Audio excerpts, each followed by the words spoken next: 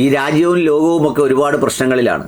പലതരത്തിലുള്ള യുദ്ധങ്ങൾ, കെടുതികൾ, കടം, ബാധ്യത, രോഗം, തൊഴിലില്ലായ്മ. എന്താ തൊഴിലില്ലായ്മ? നമ്മളോടൊക്കെ ഏത് സ്ഥാപനത്തിലാണെന്ന് ചോദിച്ച് അടുത്ത മറുപടി, അടുത്ത ആവശ്യം നമ്മുടെ ഒരു 3-4 പേരെ എങ്ങനെയെങ്കിലും എടുക്കണേ, ഒരുപാട് പേര് പണിയില്ലാതെ നിൽപ്പുണ്ടെന്നാണ്. എന്താ ഒരവസ്ഥ! ഇതെല്ലാമാണ് സാമൂഹ്യ യാഥാർത്ഥ്യമെങ്കിൽ ഇതൊന്നുമായി ഒരു ബന്ധവുമില്ലാതെ ചിരിപ്പിക്കുന്ന ചില സംഗതികളുമായി രംഗത്ത് വരുന്നവരെക്കുറിച്ച് ഞാൻ ആലോചിക്കുന്നത്. ഇവർക്കൊക്കെ സത്യത്തിൽ എന്താണ് സംഭവിച്ചതെന്നും ഇതൊക്കെ ഒരു സമൂഹം, ഒരുപാട് പ്രശ്നങ്ങളിൽ നിൽക്കുന്ന ഒരു സമൂഹം എങ്ങനെ നോക്കിക്കാണുന്നു എന്നും ഇവർക്കൊരു ചിന്തയില്ലാത്തത് എന്താണ് എന്നാണ് എനിക്ക് അത്ഭുതം തോന്നുന്നത്.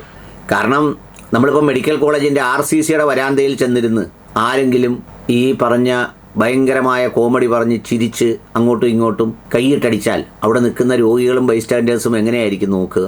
ഒരു സമൂഹത്തിൻ്റെ പൊതുവികാരം എന്താണെന്ന് മനസ്സിലാക്കിയാലെങ്കിലും അതിനനുസരിച്ച് മരിച്ച ആളിൻ്റെ ഡെഡ് ബോഡിയുടെ അടുത്ത് നിന്ന് പാട്ടിട്ട് കൈയടിച്ച് സന്തോഷത്തോടെ പാടിയാലുള്ള സ്ഥിതി ഒന്ന് ആലോചിച്ച് നോക്കൂ. സംഗതി ഇത് പറഞ്ഞത് ഞങ്ങളുടെ ബാബുണ്ണൻ്റെ ഒരു പ്രസംഗമാണ്.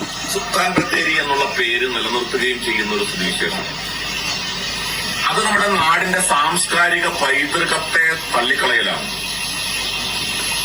നമ്മുടെ സാംസ്കാരിക ധാരയെ തകർക്കലാണ്. എന്താണ് ബാബുണ്ണ ഈ സാംസ്കാരിക പൈതൃകം എന്ന് പറയുന്നത്? സാംസ്കാരിക പൈതൃകം എന്ന് പറയുന്നത് നമ്മുടെ മുൻഗാമികളായ ആളുകൾ എങ്ങനെയാണോ ജാതിയും മതവും ഒന്നും നോക്കാതെ ഇടക്കാലത്ത് ആരെങ്കിലും അത് തിരികെ കയറ്റാൻ ശ്രമിക്കുന്ന പ്രക്ഷുബ്ധമായ അന്തരീക്ഷമുണ്ടായാൽ വളരെ പെട്ടെന്ന് അത് തിരിച്ചറിഞ്ഞ് അതിനെ അതിജീവിച്ച് മുന്നോട്ട് പോകുന്നതിനെയാണ് നമ്മുടെ സാംസ്കാരികമായ പ്രതിബദ്ധത എന്ന് പറയുന്നത്. ഇടയ്ക്കിടയ്ക്ക് അത് പ്രത്യക്ഷമാകുന്നുമുണ്ട്. വെള്ളം പൊങ്ങുമ്പോൾ, അതുപോലെ എന്താ പറയുന്നത്, ഈ മലയിടിയുമ്പോൾ, ഉരുൾപൊട്ടലുണ്ടാകുമ്പോൾ ഒക്കെ അത് സംഭവിക്കുന്നുമുണ്ട്. അല്ലാതെ ഈ സാംസ്കാരിക പ്രതിബദ്ധതയും അവിടെ കിടക്കുന്ന ഈ സുൽത്താൻ ബത്തേരിയായിട്ട് വല്ല ബന്ധമുണ്ടോ? കാച്ചുക. അതുകൊണ്ട് സുൽത്താൻ ബത്തേരിയുടെ പേര്, ഇന്ന് അറിയപ്പെടുന്ന ഈ പേര്, അത് ഗണപതി വട്ടം എന്നുള്ള പേരാക്കി മാറ്റണം. സർക്കാർ സ്ഥലങ്ങളിൽ തന്നെ അതിന് മാറ്റം വരുത്തണം. ഗണപതി വട്ടം എന്നുള്ളത് നമ്മുടെ നാടിന്റെ പൈതൃകവും സംസ്കാരവുമായി രൂപപ്പെട്ട പേരാണ്. ആ പേര് തന്നെ പുനഃസ്ഥാപിക്കണം എന്ന് ഹിന്ദു ഐക്യവേദി ശക്തമായിട്ട് ആവശ്യപ്പെടുകയാണ്. ഇതിനു വേണ്ടിയുള്ള പരിശ്രമങ്ങൾ, പോരാട്ടങ്ങൾ ഹിന്ദു ഐക്യവേദി ഏറ്റെടുത്ത് നടത്തും എന്ന് ഇതോടൊപ്പം ബന്ധപ്പെട്ടവരെ അറിയിക്കാൻ, സർക്കാരിനെ അറിയിക്കാൻ ഞങ്ങൾ ആഗ്രഹിക്കുന്നു. അണ്ണാ, ഹിന്ദു ഐക്യവേദി ഏറ്റെടുക്കേണ്ട പ്രശ്നങ്ങൾ എന്തൊക്കെയാണെന്നറിയാം? ഒന്ന്, പരമാവധി ഈ ഓണക്കാലത്ത് ആളുകൾ കുടിക്കാതിരിക്കുന്നതിനാവശ്യമായ ബോധവൽക്കരണം നടത്തുകയും വേണം. എത്ര കുടുംബങ്ങളുടെ വരുമാനമാണെന്നറിയാമോ ഈ ആഘോഷത്തിൽ കത്തിച്ചു കളയുന്നത്? എത്ര രൂപയാണെന്നറിയാമോ നശിപ്പിക്കപ്പെടുന്നത്?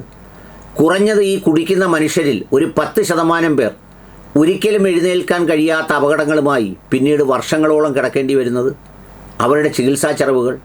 അതുകൊണ്ട് യഥാർത്ഥത്തിൽ ഒരു സമൂഹത്തെ നവോത്ഥാനിക്കാൻ അല്ലെങ്കിൽ പുനരുദ്ധരിക്കാൻ അവിടെ കിടക്കുന്ന സുൽത്താനല്ല തടസ്സം. അത് സുൽത്താൻ ബത്തേരിയിൽ അവിടെ കിടന്നുകൊണ്ട് ആർക്കും ദോഷമൊന്നുമില്ല. ഗണപതി വട്ടം വരുന്നതുകൊണ്ട് ഈ പ്രയാസമൊന്നും മാറുകയില്ല. അതിനൊരു ശ്രമം നടത്തണ്ടേ? അതിനല്ലേ ഹിന്ദു ഐക്യവേദി പ്രക്ഷോഭം സംഘടിപ്പിക്കേണ്ടത്? ഹിന്ദു സമാജത്തിലൂടെ അതിന് ബോധവൽക്കരണം നൽകണം. രണ്ടാമത്തെ കാര്യം, ആത്മഹത്യ പെരുകുകയാണ്, പെരുകുന്നു. അതിന് ഒരുപാട് ജെന്യൂൻ കാരണങ്ങളും അല്ലാത്ത കാരണങ്ങളുമുണ്ട്.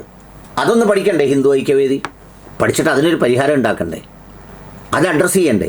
അങ്ങനെങ്കിലും അഡ്രസ്സ് ചെയ്താൽ ഈ സമൂഹങ്ങളൊക്കെ എത്ര നന്നാവും, എത്ര മെച്ചപ്പെടും, എത്ര ഗുണകരമാവും. അതുകൊണ്ട് ദയവായി അത്തരം കാര്യങ്ങൾ കേന്ദ്രീകരിക്കൂ. സുൽത്താൻ ബത്തേരിയും ഗണപതി വട്ടവും ഒക്കെ പറഞ്ഞ് ഇപ്പോഴത്തെ കാലത്തെ കേരളീയരെ, പ്രത്യേക മതക്കാരെയൊന്നുമല്ല, കേരളീയരെ മൊത്തത്തിൽ ചിരിപ്പിക്കാതിരുന്നുകൂടെ?